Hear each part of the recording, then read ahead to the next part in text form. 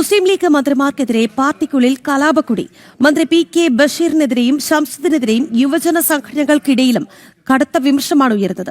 പൊതുമരാമത്ത് മന്ത്രി PK Basheer Kondotty EMEA college general secretary സ്ഥാനം ഒഴിയണമെന്ന ആവശ്യത്തിൽ ഉറച്ച് യൂത്ത് ലീഗും ജമാഅത്തെ ഇസ്ലാമി നേതാവിനെ സ്റ്റാഫ് ആക്കിയതിൽ വിദ്യാഭ്യാസ മന്ത്രി ഷംസുദ്ദീനെതിരെയും വിമർശനം തുടർന്ന് യുവജന സംഘടനകൾ.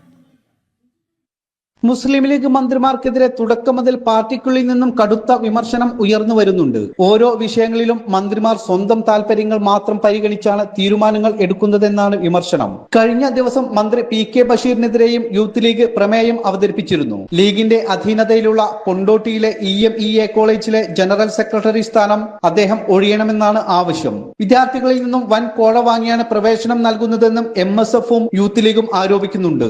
തേഞ്ഞിപ്പലം പഞ്ചായത്ത് മുസ്ലിം ലീഗ് മൺസൂൺ ക്യാമ്പിൽ ഇത് സംബന്ധിച്ച പ്രമേയവും അവതരിപ്പിച്ചു. പാവപ്പെട്ട സാധാരണക്കാരുടെ മക്കളെ കോളേജിൽ ചേർക്കാൻ വരുമ്പോൾ തലവരിപ്പണം ആവശ്യപ്പെടുന്നത് ഏറ്റവും നികൃഷ്ടമായ പ്രവൃത്തിയാണ്. ആയതിനാൽ EMEA കോളേജിൽ തലവരിപ്പണം വാങ്ങുന്നത് അവസാനിപ്പിക്കുന്നതിനും നാലകത്ത് സൂഫി സാഹിബ് മന്ത്രിയായിരുന്നപ്പോൾ EMEA കോളേജ് ജനറൽ സെക്രട്ടറി ചുമതലയിൽ നിന്നും മാറിയതുപോലെ PK ബഷീർ മന്ത്രി ജനറൽ സെക്രട്ടറി ചുമതലയിൽ നിന്നും മാറി മറ്റൊരു നിസ്വാർത്ഥമായ നേതാവിനെ ചുമതല ഏൽപ്പിക്കണമെന്നും കോളേജിലെ സയ്യിദ് മുഹമ്മദ് അലി ശിഹാബ് തങ്ങൾ കോളേജിന് നാമകരണം ചെയ്യണമെന്നും ഈ പ്രമേയത്തിലൂടെ ആവശ്യപ്പെടുന്നു.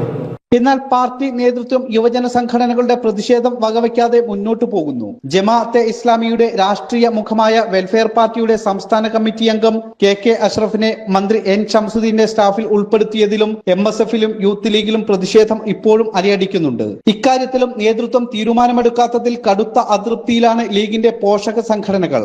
മന്ത്രിമാരുടെ പേഴ്സണൽ സ്റ്റാഫിലടക്കം പരിഗണന ലഭിക്കുന്നില്ലെന്ന യൂത്ത് ലീഗിന്റെയും MSFിന്റെയും പരിഭവം തുടരുമ്പോഴാണ് വീണ്ടും ഇത്തരത്തിലുള്ള ആരോപണങ്ങൾ.